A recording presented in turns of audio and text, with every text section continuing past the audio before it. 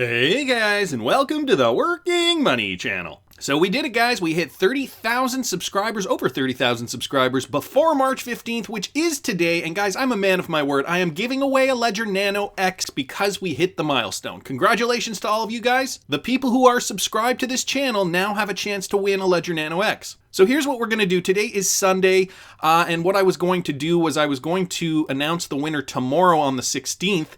But since it's Sunday and since I'm getting to this a little late, what I'm going to get you guys to do is in tomorrow's video, okay? If you are subscribed, in tomorrow's video, what you're going to do is comment on tomorrow's video with either your Twitter handle or an email address, some way that I can contact you. And I am going to pick somebody at random who comments in the comments section on tomorrow's video, March 16th. From there, guys, I will announce it the following day on March 17th. I would have done it today, but you know what? I ended up getting up late, and I'm going to give you guys an extra day to do that. So if you're not subscribed, subscribe now. Comment in tomorrow's video with either a Twitter handle or your email address. I'm going to pick somebody at random on the following day and announce it on Tuesday. Anyway, we got this here from Matt Thorpe on Twitter. So did Anthony Pompliano just show his hand by liking my tweet? He posted this. So Anthony Pompliano mentions Treasury Secretary Mnuchin said that the Federal Reserve and Treasury are working to provide unlimited liquidity to the financial system. He says unlimited liquidity, this is going to be the greatest monetary stimulus experiment in history. Bitcoin was built for this. Matt Thorpe, though, replies, you mean on-demand liquidity, hashtag XRP? And Anthony Pompliano actually liked that tweet. I don't know what he was talking about. I don't know if he was even paying attention there. We know Anthony Pompliano still doesn't understand XRP. Nevertheless, the people at Ripple are moving in the right direction. And here's an example of something that I think could have to do with XRP utility now with MoneyGram.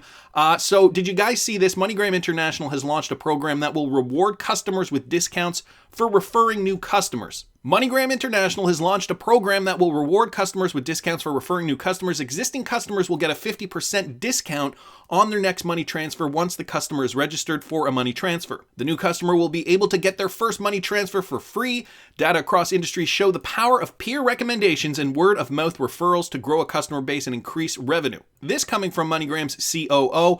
And so we know MoneyGram uses XRP, and I saw this tweet a few days ago now from last week, but I thought it was interesting because if we know that MoneyGram is pushing incentives to use their platform, which essentially, through certain corridors will use XRP or is using XRP at the moment, the competition has to do something to stay relevant. And so this from XRP, you amaze me on Twitter. Enjoy zero-fee Western Union. Now, I have a feeling that Western Union is still not using Ripple technology, but they now realize that they have to do something in order to make themselves stay relevant within the financial money transfer service industry. The question, though, is how long can this realistically last? If Western Union still refuses to use Ripple technology, I think it'll be a question of, and this is a big if, MoneyGram playing their cards right, squeezing Western Union out. Western Union will eventually have to play ball in order just to retain the customers that they are using, considering MoneyGram is offering a 50% discount for people referring new clients to their service, and I find it likely that a lot of those clients will be coming from Western Union. So I waited on this tweet, and I'm glad I did because these two tweets kind of go hand in hand, and when you step back, look at the bigger picture, it's all shaping up to make more sense. And so among beer flu fears, because this is still a big topic in the space, banknotes may be spreading beer flu, World Health Organization warns. This from Yahoo Finance. Now, this is a tricky topic because some people are claiming that this is fake news. Dominic here on Twitter said, Dominic Skinner mentions, here we go, it's happening, XRP, and he posts a clip here from Fox News. I know some of you guys may have your opinions on Fox News. However, this is not a political channel. Nevertheless, Dr. Safir here answers viewers' questions, and they are actually stating that people should be afraid of banknotes carrying the popular beer flu that we're hearing about in the news all the time. Now, has this myth been debunked or not? And could this possibility escalate the need to eliminate banknotes? And guys, if we can eliminate banknotes worldwide, what is that going to mean for cryptocurrency? Think about that for a second on a global scale. So one thing I wanted to point out, which I thought was kind of interesting here, when you look up banknotes beer flu, not actually the word beer flu, but the real term, this is what you find in Google. The WHO, World Health Organization, has clarified that they aren't warning people against using paper money. Okay, look at some of these articles here. We did not say that cash was, and then if you click on it, they go on to say that it was transmitting the virus. Down here, banknotes carry no particular Virus risk, says a German something or other. I'm not going to click on these. I just want to kind of go through them. The point I'm trying to make here is that there are a lot more negative headlines here denouncing this statement. But when you go to an alternative search engine like DuckDuckGo, for example, you get some very different results. Dirty banknotes may spread the flu. Banknotes to handrails, 10 objects that help spread so-and-so. The beer flu, can banknotes spread disease? So, a very different snapshot of what is being algorithmically decided to be put on the front page of each respective search engine. I don't actually know the real answer to this. We could argue about this all day. I don't know if anybody has proven it one way or the other. Just thought that was kind of interesting, guys. Always make sure to do your own research and to check out various sources when you are doing research.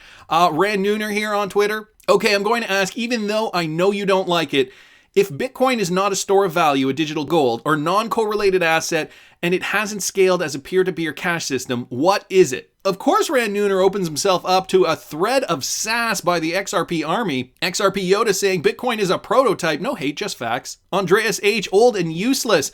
An SHIT coin, actually. Dog Days here on Twitter. MySpace.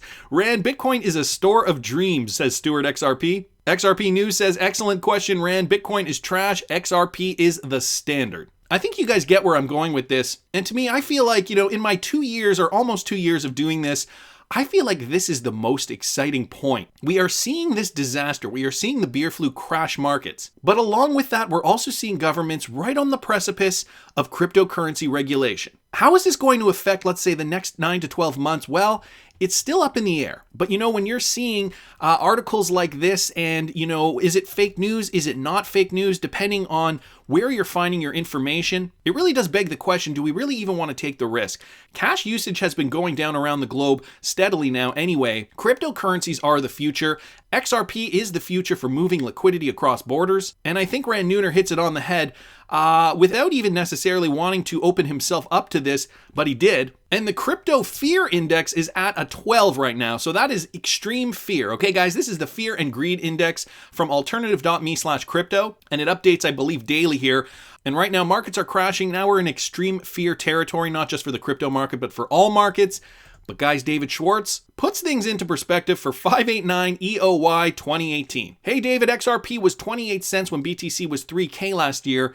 Now this year, BTC fell to 3K and XRP was 10 cents. Why is that? David Schwartz responds, things aren't quite that bad yet. But I think the outbreak of an uncontained, deadly contagious virus coupled with the threat of a global economic collapse did a lot of it. All right, just David Schwartz here, putting things into perspective. Down here, he responds, but there's been a devaluation of XRP against BTC and most other majors. A third of the value lost against BTC in a year.